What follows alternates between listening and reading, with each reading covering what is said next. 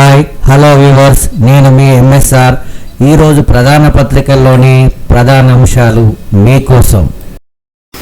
రాష్ట్రం పంట పండాలి, రైతులు కొన్నింటికే పరిమితం కావద్దు, అన్ని రకాల పంటలు సాగు చేయాలి.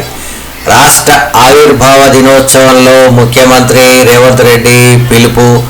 యాసంగి ధాన్యం సేకరణలో రాష్ట్రం వాటా 60% కావడం గర్వకారణం. త్వరలో వరంగల్, ఆదిలాబాద్లో విమానాశ్రయాల ఏర్పాటు పనులు. ఉద్యోగాల భర్తీకి నెలలోనే టీజీపీఎస్సీ నోటిఫికేషన్. సెప్టెంబర్ 17 నాటికి మిగతా 2 లక్షల ఇందిరమ్మ ఇళ్ల నిర్మాణం పూర్తి. త్వరలో ప్రభుత్వ ఉద్యోగులకు నగదు రహిత వైద్యం. రాష్ట్ర ఆర్థికాభివృద్ధిలో ప్రతి ఒక్కరూ భాగస్వాములు కావాలన్న సీఎం. పరేడ్ గ్రౌండ్స్లో జాతీయ పతాకం ఆవిష్కరణ.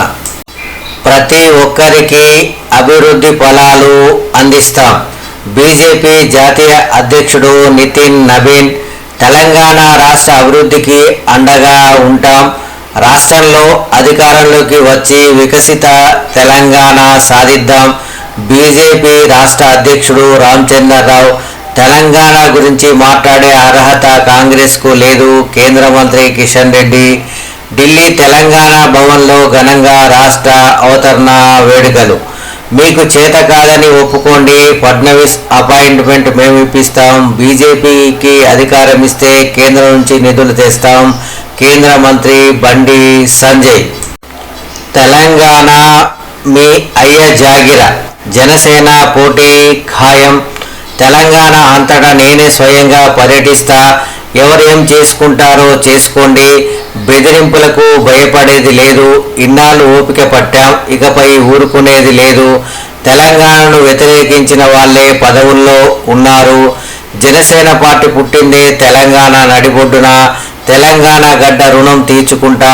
చెరువు కబ్జా చేసినట్టు తేలితే ఆ భూమిని తీసుకోండి. తెలంగాణ సీఎంకు బహిరంగ సవాల్. నేను తెలంగాణకు వ్యతిరేకం కాదు, విభజన తీరునే తప్పు పట్టాను. అధికారంపై ఆశ లేదు, సమాజంలో మార్పు కోసమే నా తాపత్రయం. మీడియా సమావేశంలో జనసేన అధినేత ఏపీ ఉప ముఖ్యమంత్రి పవన్ కళ్యాణ్. విద్రోహ శక్తుల నుంచి తెలంగాణను కాపాడుకోవాలి. నీళ్లు, నిధులు, నియామకాల కోసం గులాబీ దళాలు మరో పోరాటానికి సిద్ధం కావాలి. తెలంగాణ ఆవిర్భావ వేడుకల్లో కేటీఆర్.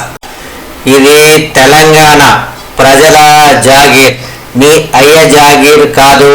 రాష్ట్రం ఏర్పాటు రోజు మీటింగ్ పెట్టడం గెలకడం కాదా? ఇక్కడొచ్చి ఏం పీకుతావు? నటుడిగా ఎక్కడైనా తిరగొచ్చు. నువ్వు పెయిడ్ ఆర్టిస్ట్వి. ఏపీ ప్రజలను స్వాగతిస్తాం. ఉద్యమ సమయంలో ఆంధ్ర వాళ్లను పల్లెత్తు మాట్లాడలేదు. గద్దర్ ఆత్మకు క్షమాపణ చెప్పాలి. మంత్రి పొన్నం కౌంటర్.